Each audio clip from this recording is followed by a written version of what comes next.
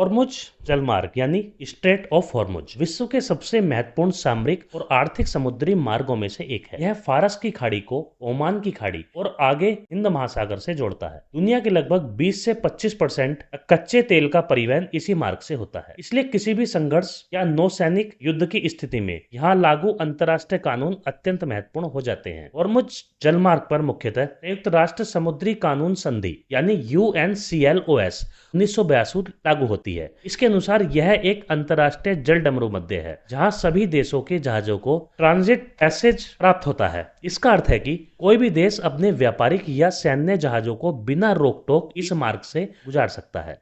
तटीय देश ईरान और ओमान इस मार्ग को पूरी तरह बंद नहीं कर सकते, भले ही तनाव की स्थिति क्यों न हो। हालांकि जहाजों को इस दौरान अंतर्राष्ट्रीय नियमों का पालन करना होता है, जैसे कि पर्यावरण संरक्षण, सुरक्षा नियम और बिना उकसावे के व्यवहार। यदि हॉर्मुज में युद्ध की स्थिति उत्पन्न होती है तो अंतर्राष्ट्रीय मानवीय कानून यानी IHL और नौसैनिक युद्ध के नियम लागू होते हैं, जिनका मुख्य उद्देश्य युद्ध को सीमित रखना और नागरिकों को सुरक्षित रखना है। व्यापारिक जहाजों को सीधे निशाना बनाना प्रतिबंधित है। केवल तभी हमला किया जा सकता है जब जहाज सैन्य उपयोग में लाया जा रहा हो या खतरा पैदा कर रहा हो। तेल टैंकरों और अन्य नागरिक जहाजों की सुरक्षा प्राथमिकता होती है। कोई भी देश हॉर्मुज जलमार्ग को पूरी तरह बंद नहीं कर सकता। यदि कोई देश नाकाबंदी करता है तो उसे अंतर्राष्ट्रीय कानून के तहत घोषित करना होगा और यह सुनिश्चित करना होगा कि मानवीय आपूर्ति जैसे भोजन, दवाइयां प्रभावित न हो। नाकाबंदी का उद्देश्य केवल सैन्य होना चाहिए, न कि नागरिकों को भूखा या परेशान करना। जो देश युद्ध में शामिल नहीं है उनके जहाजों को सुरक्षित मार्ग का अधिकार होता है। उनके जहाजों को बिना कारण रोका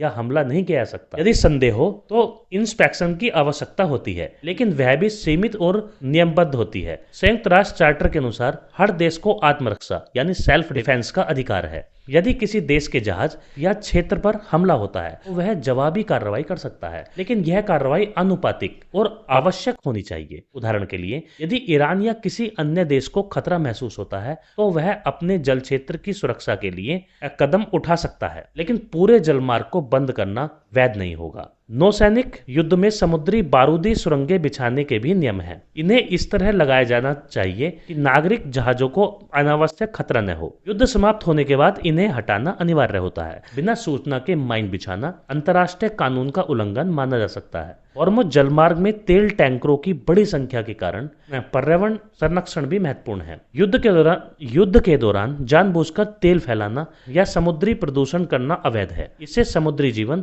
और तटीय देशों की अर्थव्यवस्था को भारी नुकसान हो सकता है। युद्ध के समय समुद्र और हवाई क्षेत्र में निगरानी बढ़ जाती है, लेकिन नागरिक विमानों और जहाजों को निशाना बनाना प्रतिबंधित है। केवल सैन्य लक्ष्यों पर ही कार्रवाई की जा सकती है। हालांकि कानून स्पष्ट है, लेकिन व्यवहार में कई समस्याएं आती हैं। हॉर्मुज जलमार्ग बहुत संकरा लगभग 33 किलोमीटर है, जिससे टकराव का खतरा बढ़ जाता है। ईरान और पश्चिमी देशों के बीच तनाव के कारण कई बार जहाजों को रोका या जांचा जाता है। ग्रे जोन युद्ध जैसे ड्रोन हमले, जहाजों की जब्ती आदि कानून की सीमाओं को चुनौती देते हैं। हॉर्मुज जलमार्ग में नौसैनिक युद्ध कानून का मुख्य उद्देश्य यह सुनिश्चित करना है कि वैश्विक व्यापार बाधित न हो और नागरिक जहाज सुरक्षित रहे। UNCLOS के तहत ट्रांजिट पासेज का अधिकार इस मार्ग को खुला रखने की गारंटी देता है, जबकि अंतर्राष्ट्रीय मानवीय कानून युद्ध के दौरान भी मानवीय मूल्यों की रक्षा करता है। फिर भी वास्तविकता में राजनीतिक तनाव, क्षेत्रीय प्रतिद्वंदिता और सामरिक हित अक्सर इन नियमों को चुनौती देते हैं। इसलिए हॉर्मुज जलमार्ग केवल एक समुद्री मार्ग नहीं, बल्कि अंतर्राष्ट्रीय कानून, कूटनीति और शक्ति संतुलन की परीक्षा का केंद्र भी है।